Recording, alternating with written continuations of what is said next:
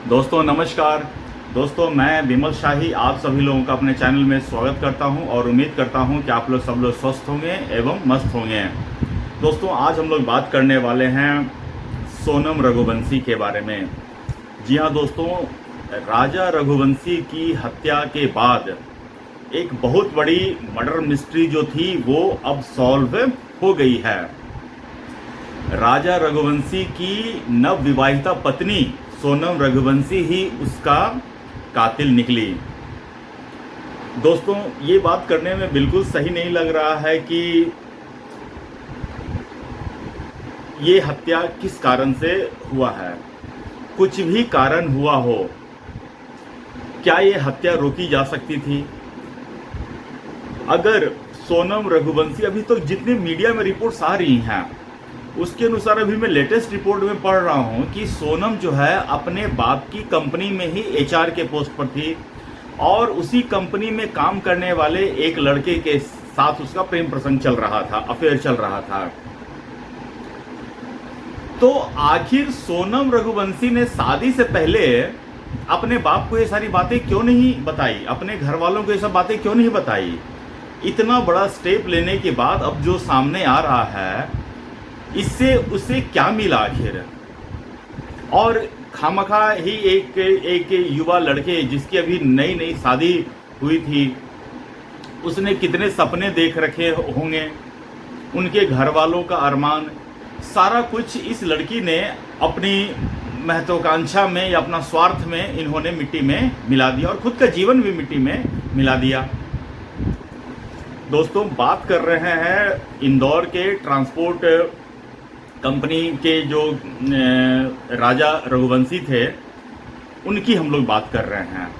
राजा रघुवंशी और सोनम की शादी 20 मई को हुई थी। बड़े धूमधाम से शादी हुई, जैसा कि सोनम रघुवंशी के पिता ने बयान दिया है कि शादी में 32 लाख खर्चा हुआ है।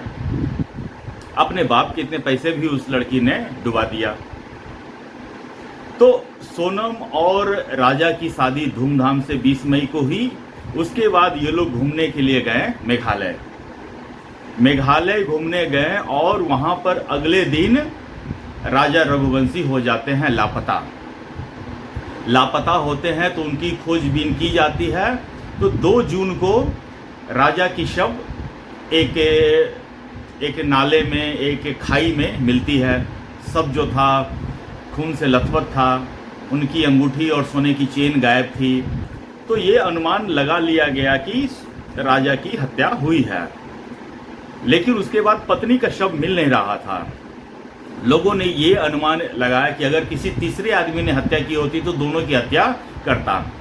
पत्नी की शव मिल नहीं रही थी, तो पुलिस वालों ने ये अनुमान लगाया कि हो सकता है कि पत्नी सोनम ही इसकी कातिल है। और फिर सोनम की तलाशी स्टार्ट हो गई। सोनम भी जहां तहां भागते फिर रही थी। अंततः सोनम जो है उत्तर प्रदेश के गाजीपुर से एक ढाबे में गिरफ्तार हुई। ढाबे में बहुत ही ड्रामेटिक तरीके से गिरफ्तार हुई। ढाबे पर पहुंचकर उन्होंने अपने माँ बाप को कॉल किया और किसी एक व्यक्ति से बात करने की जिद कर रही थी। तभी हो सकता है कि पुलिस उसके माँ बाप का फ़ोन ट्रैप कर रही हो। गाजीपुर पुलिस के बाद वहाँ पर इंदौर पुलिस को खबर मिली। इंदौर में ही मेघालय की पुलिस जांच करने के लिए पहुंची हुई थी। तो इंदौर की पुलिस ने गाजीपुर के पुलिस से संपर्क किया और गाजीपुर के पुलिस ने सोनम को गिरफ्तार कर लिया। उसके बाद वहाँ पर मेघालय की पुलिस और इंदौर की पुलिस पहुंच गई। अब आगे की पूछताछ के लिए उनको ले जाया जाएगा। लेकिन इसी बीच क्या हुआ है कि सोनम के मतलब कि निर्देशानुसार 3-4 और लोगों की गिरफ्तारी, कुछ की गिरफ्तारी हुई है उत्तर प्रदेश से, कुछ की गिरफ्तारी हुई है इंदौर से। उसमें से जो गिरफ्तार हुए हैं उनमें से एक लड़का वही है जो सोनम का कथित रूप से बॉयफ्रेंड है। तो इस हत्याकांड में उनके बॉयफ्रेंड भी शामिल थे। दोस्तों आज के समय में समाज में रिश्तों की अहमियत सचमुच में ख़त्म हो गया है। अभी रिसेंटली मैं देख रहा हूँ 3-4 ऐसी घटनाएं घटित हुई हैं। आप देख लीजिए मेरठ में जो लड़की ने जो किया था, अपने पति के 15 टुकड़े सब करके ड्रम में भरी थी वो, और भी इस तरह की कई, मतलब कि पत्नी ने अपने पति को इतना टॉर्चर किया कि उसने सुसाइड कर लिया वीडियो बनाकर। तो इस तरह की घटनाएं आज के समय में बहुत आम हो गई हैं। तो इन सब चीज़ का मतलब कि कारण क्या है, वजह क्या है? क्या हम लोग अपने समाज से कटते जा रहे हैं? क्या समाज में रिश्तों की अहमियत अब रह नहीं गई है क्या? मुझे लगता है कि इस मामले में पुलिस को इतना कड़ा से कड़ा एक्शन लेना चाहिए, और न्यायालय से भी मैं अनुरोध करूंगा कि इस तरह की जो भी केस आता है जिसमें रिश्तों को तार तार किया जा रहा है, रिश्ते का कत्ल हो रहा है, उसे आप रेयर ऑफ द रेयरेस्ट मान के चलिए, और ऐसे में जमानत तो बिल्कुल नहीं मिलना चाहिए। अगर कोई हत्या या फिर जो भी है एक्सीडेंटली होता है, आप उसमें जमानत दे दीजिए। लेकिन अगर कोई साजिश करके, इस लड़की ने, सोनम रघुवंशी ने शादी के बाद अपने पति को बोला कि हम लोग चलेंगे मेघालय हनीमून के लिए, और हनीमून पर जाती है, और इसने अपने दोस्तों को भी बता दिया कि हम लोग यहाँ जा रहे हैं, आ जाओ, प्लान पूरा सेट हो गया है। तो इस तरह जो साजिश करके जो रिश्तों का कत्ल होता है, 4 दोस्तों ने बुलाया अपने एक 5वें दोस्त को, क्या वो पार्टी करते हैं, और उसमें अगर किसी का मर्डर होता है तो इसे रेयरेस्ट ऑफ द रेयर मानना जाना चाहिए। आप समाज पर से लोगों का भरोसा उठवा रहे हैं। अगर ऐसे में लोगों को इजीली बेल मिल जाएगा या जमानत पर बाहर आ जाएंगे, तो लोग सोचेंगे कि ऐसा करने के बाद तो जमानत मिल ही जाएगा। तो इसमें न्यायालय की, पुलिस की बहुत महत्वपूर्ण भूमिका आ जा रही है। न्यायालय का काम, पुलिस का काम ऐसे अपराध को रोकने का है।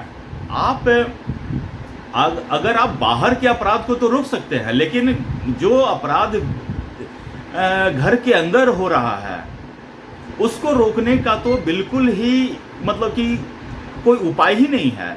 सिर्फ कड़ा सजा, इसके अलावा और कोई उपाय ही नहीं है। इस तरह की घटनाओं को आप कैसे रोक सकते हैं? और इसका प्रचलन तो दिन प्रतिदिन बढ़ता ही जा रहा है। सोनम रघुवंशी का ये जो कृत्य है, ये किसी भी कीमत पर क्षम्य नहीं है मेरे अनुसार, और पुलिस को इसके ऊपर स्ट्रिक्ट एक्शन लेना चाहिए, इसे गिरफ्तार करना चाहिए, विभिन्न धाराओं में करना चाहिए, और न्यायालय को इसे किसी भी कीमत पर बेल तो कम से कम नहीं ही मिलना चाहिए। वरना ये केस जो है एक मिसाल बनना चाहिए लोगों के लिए कि अगर आप इस तरह रिश्तों का कत्ल करते हैं तो बाकी लोग समाज में कैसे जी पाएंगे। अगर आपको उस लड़के से शादी नहीं करनी थी तो नहीं करते, भाग जाती, शादी वाले दिन भाग जाती।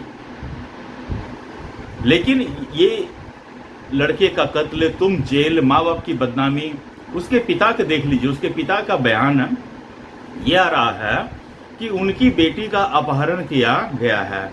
वो अपनी बेटी को ढूंढने के लिए सेना की मांग कर रहे थे। उसके बाद जब उनकी बेटी पकड़ा गई है तो भी उन्हें लगता है कि उनकी बेटी बेकसूर है, उन्हें लगता है उनकी बेटी को फंसाया जा रहा है। मतलब कि माँ बाप को भी नहीं पता होता ना कि उनकी बेटी क्या कर रही है उनके पीछे। तो एज ए सोसाइटी हम सबसे कटते जा रहे हैं, हम भाइयों से कटते जा रहे हैं, हम बहनों से कटते जा रहे हैं, हम परिवार से कटते जा रहे हैं। हमारे पीछे हमारा बेटा क्या कर रहा है पता नहीं होता, हमारी बेटी क्या कर रही है पता नहीं चलता है। आखिर किस बात की इतनी भागदौड़ है भाई? कहीं तो रुकोगे, इन सब रिश्तों के बारे में सोचोगे, या बिल्कुल ही अंधे होकर बैठ जाओगे? दोस्तों, मुझे तो इस पर ज़्यादा कुछ नहीं कहना है। मैं तो सिर्फ मेघालय पुलिस, इंदौर पुलिस, सबसे इतना ही रिक्वेस्ट करूंगा कि इस लड़की को कड़ी से कड़ी सज़ा मिलनी चाहिए, और ख़ासकर न्यायालय से अनुरोध ये रहेगा कि इस लड़की को ईजिली ज़मानत नहीं मिलनी चाहिए। जैसा कि आपने जो बेंगलोर में जो लड़का मरा था उसके मामले में आपने उसकी वाइफ को ज़मानत दे दिया है। मुझे नहीं लगता है कि मतलब कि इतनी जल्दीबाजी आपको दिखानी चाहिए किसी को ज़मानत देने में। बाकी न्यायालय के विवेक पर मैं छोड़ता हूँ, क्या करना चाहते हैं क्या नहीं करना चाहते हैं उनके ऊपर डिपेंड करता है। दोस्तों मुझे आज इतना ही अपडेट देना था। आप लोग अपना ख्याल रखिए और मेरे वीडियो को लाइक एवं शेयर भी कीजिए और चैनल को सब्सक्राइब कर लीजिए। धन्यवाद, बाय।